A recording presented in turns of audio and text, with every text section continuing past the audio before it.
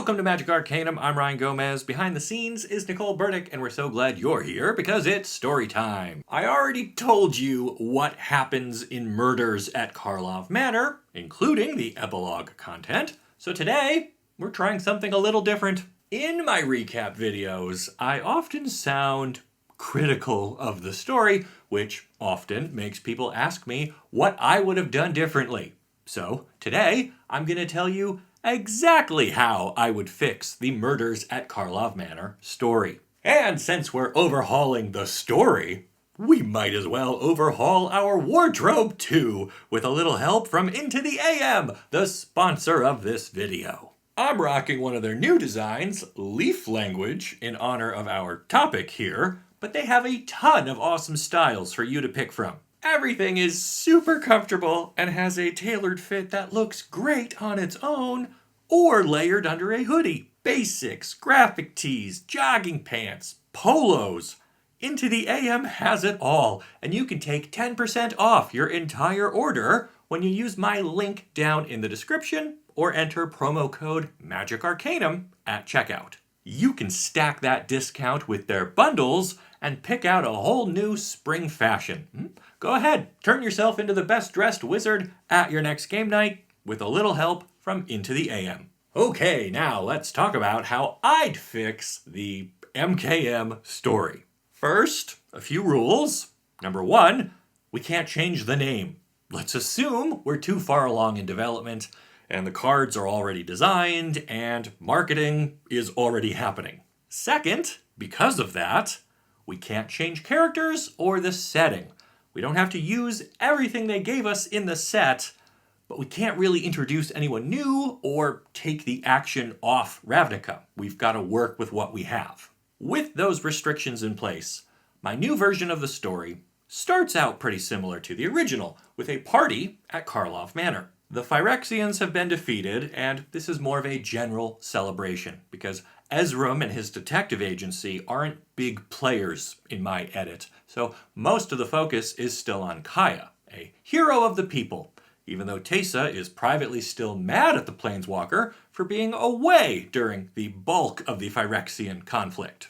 Even so, we've got a huge banquet, lots of music and dancing, and everyone gets along pretty well. As the party winds down, however, there is a shocking discovery. Zagana is found dead, but there are no obvious signs of foul play. She's just slouched over in a chair, unresponsive. Immediately, people start to suspect Teysa, or at least the ghosts present in the manor, because nobody saw anything happen. And for all they know, the Orzhov had hosted this party to consolidate and wipe out their competition. Teysa denies any involvement, though she cannot prove a ghost didn't interact with Zagana, so it is decided to bring this issue before Niv Mizzet. Representatives from each guild are present for the meeting with the dragon, but he's not really in the mood for their games because he has his own project right now. He wants to study these new omen paths and tells the guild leaders that they are responsible for the people of Ravnica, while he is responsible for the plane itself.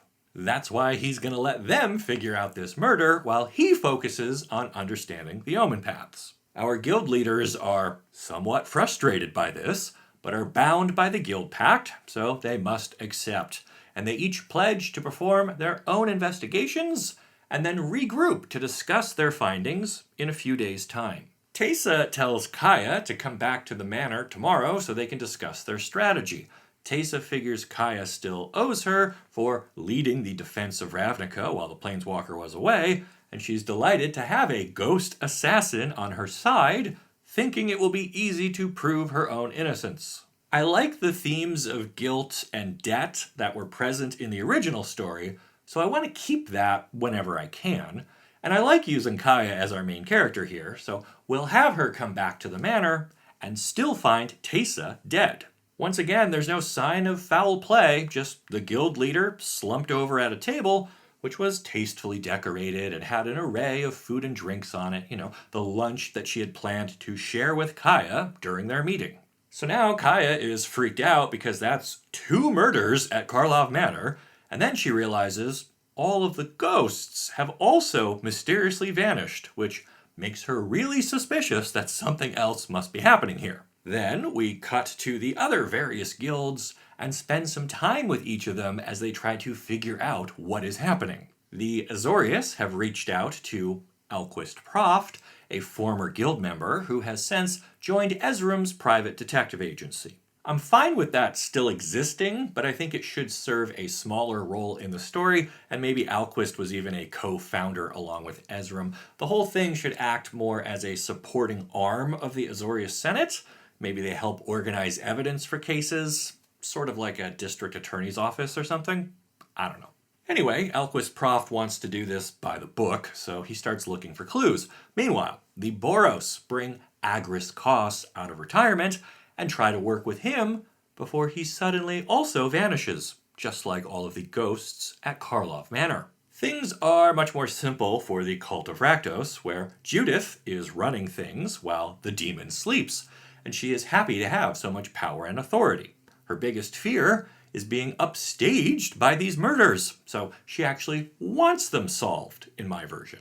Judith comes up to Massacre Girl and asks her point blank if she had anything to do with this, and she says, "No, I don't kill people for free, and you can check my bank account with the Orzhov. It's pretty much empty."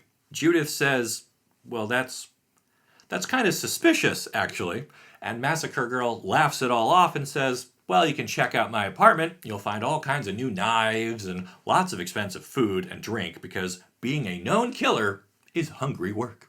The Gruul clans don't really care about the murders very much. They're distracted by the return of Ansrag, one of their gods, who they think is going to help them smash Ravnica once and for all. So they're having a big celebration and a feast out in the rubble belt somewhere. Oh, and Amalia is here too, taking it all in and documenting their territory with her magical maps so that there is a record of how the boundaries change when this mole god starts his rampage. The Simic are mostly grieving the loss of Zagana and do not really trust themselves to partake in this investigation, though they certainly do want closure. Lucky for them, newcomer Kellan offers to be their representative, feeling that his half-fae, half-human heritage makes him an honorary member of the Simic Combine. Rather than joining a detective agency, in my story, Kellan figured the guild responsible for breeding all sorts of genetically interesting creatures might be able to tell him more about his own father, which just makes more sense to me. And what do you know, it justifies his new card being in Simic colors. Anyway, the Golgari are still absent, having withdrawn from public after Vraska used many of them as her own warriors in the invasion, so they are keeping a low profile for now, but that will shortly change. First, we have to check in with the Izzet, where a crafty inventor named Kylox has created a device that can tap into the leftover Thopter spy network originally installed by Dovin Baan for the War of the Spark. Kylox thinks enough surveillance footage will allow him to recreate the crime, or at the very least, discourage the murderer from striking again. The Dimir are outwardly confident that they can figure this out because they are the masters of information, though they are internally frustrated because so far they have unraveled nothing. They've got no leads on the missing ghosts or the source of the murders, which leaves Atrada pacing around, wishing Lazav would reveal himself and offer some guidance. And finally, the ever-helpful Selesnya have put forth Tolsimir and his trusty wolf companion to inspect the Karlov Manor, using Voja as a sort of magically enhanced bloodhound who might be able to turn up clues the others have missed. So every guild gets about half a chapter worth of check-in, and this helps flesh things out and shows us that the problem is being worked from multiple angles, with Kaya at the middle, still distraught over the loss of Teysa and feeling vulnerable since ghosts keep vanishing, and she is a known ghost killer. How long before people start to suspect Kaya?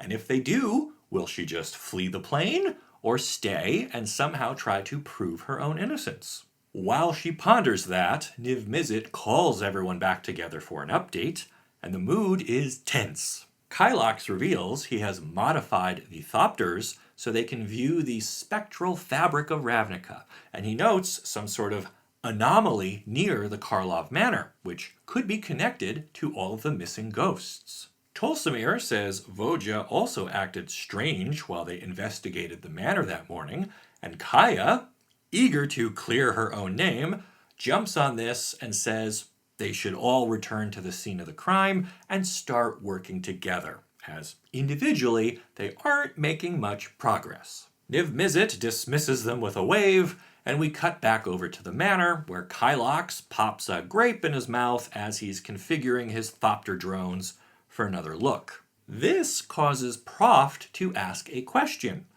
Where is all of this food coming from? Usually it would be supplied by the Golgari farms, but since they have all gone into hiding, there should be shortages. No? Kaya admits she doesn't really know. Things at the manor just kind of run on autopilot, and she assumed Teysa had made arrangements, but now that she's dead, they can't ask her. That's when everyone realizes Kylox has now slumped over at the table, our third murder at Karlov Manor, and Proft immediately connects it to the grape he just ate. Those grapes were part of the spread Teysa had put out for her lunch with Kaya, and Proft deduces she snacked on a handful while waiting for the Planeswalker. So now the Golgari are our prime suspects, and we head into the Undercity to investigate further. Here we meet Izoni, who was expecting to be questioned because her spiders have been watching and reporting everything on the surface. She informs the group that the Golgari have nothing to do with this, and she's kind of shocked that nobody on the surface knows where their food is coming from right now, and it's a moment where we get reminded how detached the guild leaders can be from regular life. Izoni goes on to reprimand the leaders, saying, yeah, my guild was manipulated into war by Vraska, and we're paying for it, but you guys all survived and got to keep your mansions, but you're clueless about basic things like your own food supply, so I'm not sure you're better than me. Maybe you should be the ones outcast, you know? So this drives a wedge between all of the guild representatives. They don't know who to trust, and they thought that they were close to figuring this thing out, but now they realize they have no idea what's really going on, and that's when Lazav emerges from the shadows. He tells them he's been doing his own investigation since everyone here is useless, and he informs them that their next stop will be Selesnya territory to speak with Trostani. So now we go over there, and upon confrontation, we get a similar resolution to the original story. The World Soul was scared into action by the Phyrexian invasion and has been slowly corrupting Trostani, but all three Dryads, not just Oba this time. Together, they transpired to reset the plane following the will of Mat Selesnya, the World Soul. So first, they started using their own gardens as the new food source. They poisoned some of that food, knowing it would lead to distrust and hostilities between the guilds. At the same time, the World Soul itself started binding all of the ghosts so they couldn't interfere with the plan because they don't eat food. And it also resummoned Ansrag so that the Gruul would have another tool to also attack the metropolis and try to reset civilization. When Kaya asks why Trostani would go along with this, they say that they were tired of the other guild leaders acting like it's all a game. They bicker and argue and point fingers, but never really help each other. Even now, when confronted with a string of murders, they fragmented and tried to one-up each other rather than work together. Trostani says they've lost sight of the original promise of the Guild Pact, and their self-obsessed living Guild Pact, Niv Mizzet, isn't helping either. So the grand reset. Use Ansrag to tear it down from the outside, while tainted food tears it down from the inside, and ghosts are prevented from interfering or giving warnings from the ghost side. Then regrow everything, correctly this time, under the watchful eyes of the Selesnya, in harmony with the Gruul. More nature, less problems, back to basics. You get it. Izoni steps up and says, look, I know I was harsh on everyone before, but living under the guilds is still better than being at war with one another or being destroyed from within, so we have to stop this. And I know how. Trostani does the old, "You can't stop me," and Azoni says, I already did. I gave Etrata a vial of special pollen, and she delivered it to your root system late last night. You should be feeling the effects right about now. Oh, and Golgari Farms have also already replaced all of the food from your gardens, in the hopes of restoring our own status. This is a huge relief for Massacre Girl, who had been stockpiling the Selesnya food, and Kellan can make a joke here about his iron belly coming from a plane with really exotic food and growing up on a farm himself, so he was never worried, but he's glad his new friends will be okay. Under the effects of Izoni's purification pollen, the corruption of the world soul in Trostani is healed, but Kaya has one more job to do. She's got to confront Ansrag before he tramples the city. So we get a final battle scene in which Kellan learns he can fly, and Amalia uses her map powers to edit the ground around Ansrag, which frees all of the locked up ghosts who had been trapped under the surface of the plane. Those ghosts, including Teysa, then bind Ansrag under the guidance of Kaya, who has seen enough killing.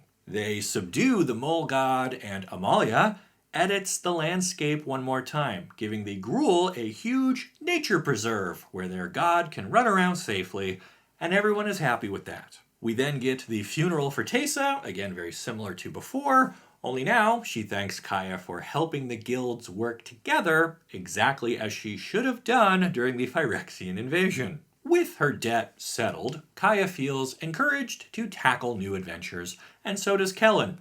As they say their goodbyes, we cut over to Etrata, who is talking to Lazav.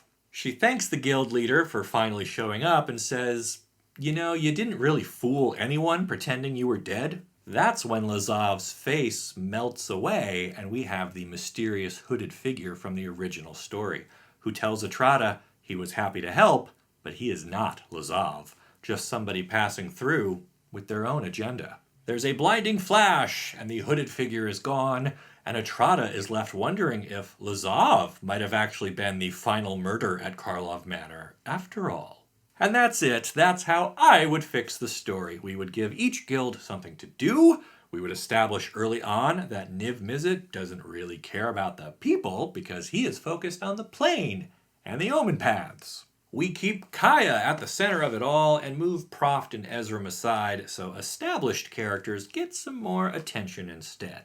And we still get to have multiple murders at Karlov Manor and still have it be coming from the same source, but we get rid of the wacky and hard-to-believe mind control and go with the classic poisoned food that lets us hide the killer until the final act. To me, this is more true to Ravnica. It is still a murder mystery, but now we address how the guild leaders are each engaging with that mystery and how they failed to live up to their own obligations in their positions of power. But what about you? Do you think my version of the story flows better than the original?